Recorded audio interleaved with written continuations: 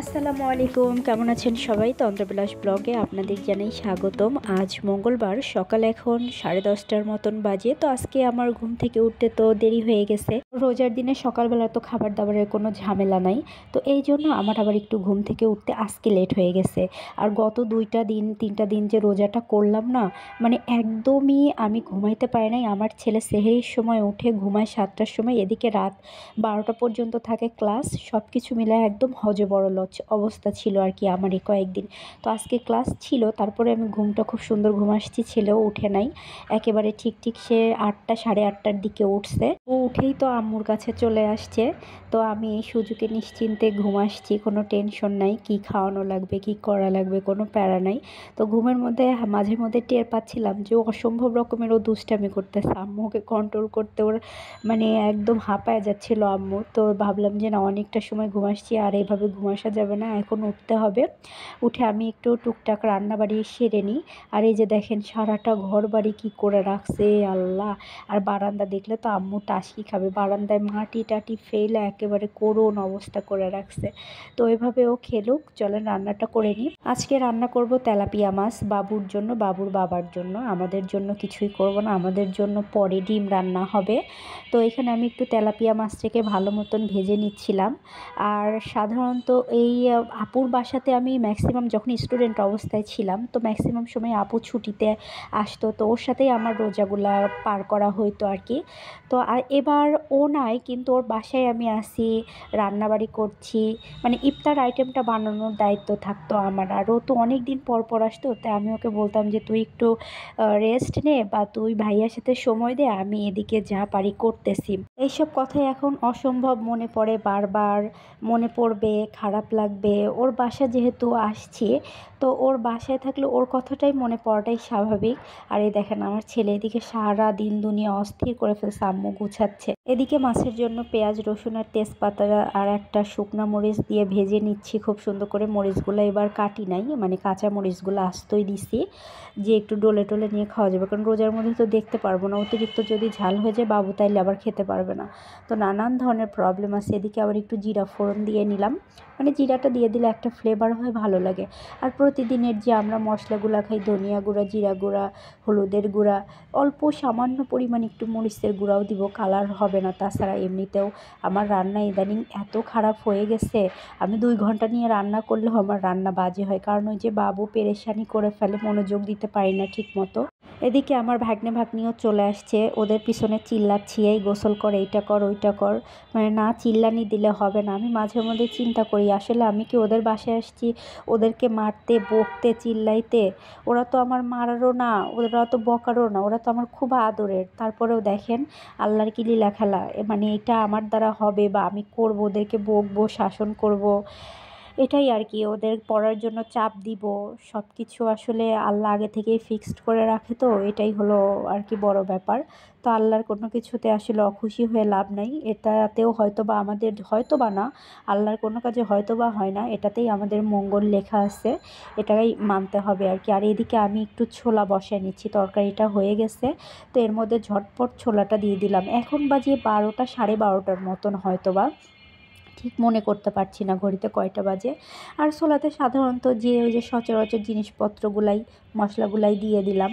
আহামরি তো আমি আসলে এখানে শুকনো মরিচ ব্যবহার করি না, বা মশলাপাতি একটু কম ব্যবহার করার চেষ্টা করি। কেন, মানে রোজার দিন, তারপরে এগুলো তো একটা ভাজা পোড়া আছেই, হেভি খাবার হয়ে যায়, তো দেখা যায় যে গ্যাস হয়। তো গ্যাসটা যাতে না হয় এই জন্য যতটা তেল মশলা কম দিয়ে, মরিচ শুকনো মরিচ কম দিয়ে, ঝাল কম দিয়ে একটু হেলদি খাবার রাখা যায়। এগুলো তো যা রান্না করতেছি কোনোটাই হেলদি হচ্ছে না, তারপরেও এর মধ্যে থেকে যতটুকু পারা যায়, মানে কম সব কিছু দিয়ে ভালো করে রান্না করা যায়। তো এই জন্য দেখবেন যে আমি এটাতে একদম এখন কাঁচামরিচ দিয়ে রান্না করব, অল্প তেলে অল্প ঝালে। মশলাটা ভালো মতন কষানো হয়ে গেছে, তো আমি এখন ছোলা দিয়ে আরও একটু সময় ধরে কষাবো।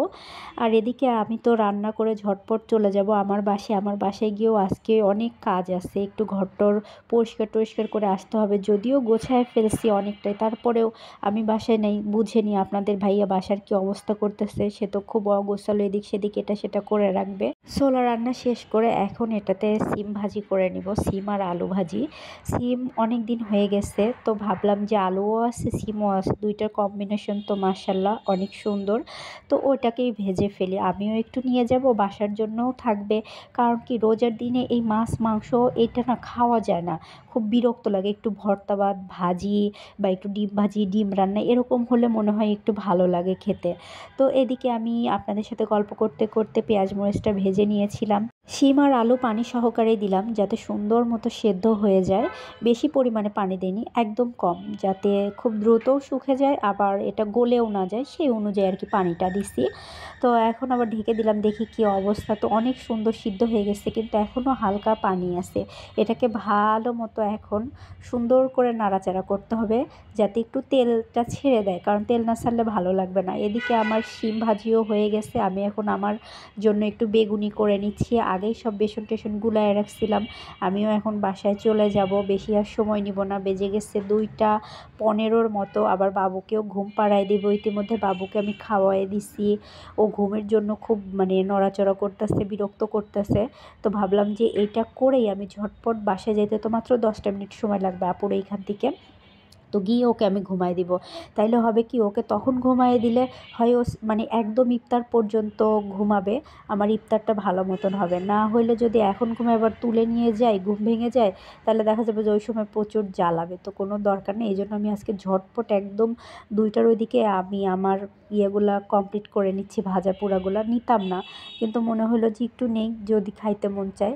আর এদিকে আমার ভাগ্নে ওকে কোলে নিয়ে আসছে, বলতেছে তুমি কি করতেছো, দেখতে আসছে। তো আমিও খুব তাড়াহুড়া করতেছিলাম যে ওদের যাতে হ্যাম্পার না হয়, পড়ালেখা করতেছে।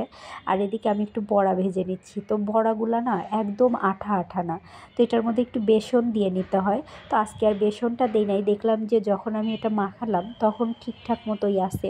তো আল্লাহই জানে, তেলের মধ্যে দিলাম, যদি এখন সেরে ঝুরঝুরা হয়ে যায় কি একটা অবস্থাই না হবে। আজ কয়েকটা দিন এতটাই পেরেশানি যাচ্ছে যে ঠিকঠাক মতো গোছলও করতে পারছি না।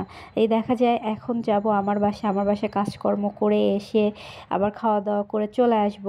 আসার পরে দেখা যাবে নামাজ কালাম আছে, তো ওইটাতে বেজে যাবে 8টা 8:30। গোসল করতে করতে মাথার চুল থাকে ভেজা, প্রচণ্ড রকমের ঠান্ডা লাগে, আমি রাতে ঘুমাইতেই পারতেছি না ঠান্ডার জন্য। মানে একদম গলা টলা বসে যায়, গলা ব্যথা হয়ে যায়। তারপরে তো ছেলে আসেই। আসলে সব কিছু মিলায় মনে হয় কি, মা হওয়া কিন্তু সহজ ব্যাপার না, মা হওয়া অনেক কঠিন ব্যাপার, ধৈর্যের ব্যাপার। এদিকে বড়াগুলাও প্রায় ভাজা শেষের দিকে, তো এগুলো ভাজা হইতে থাক, আমিও বাসার উদ্দেশ্যে রওনা দিই রেডি করে নিয়ে।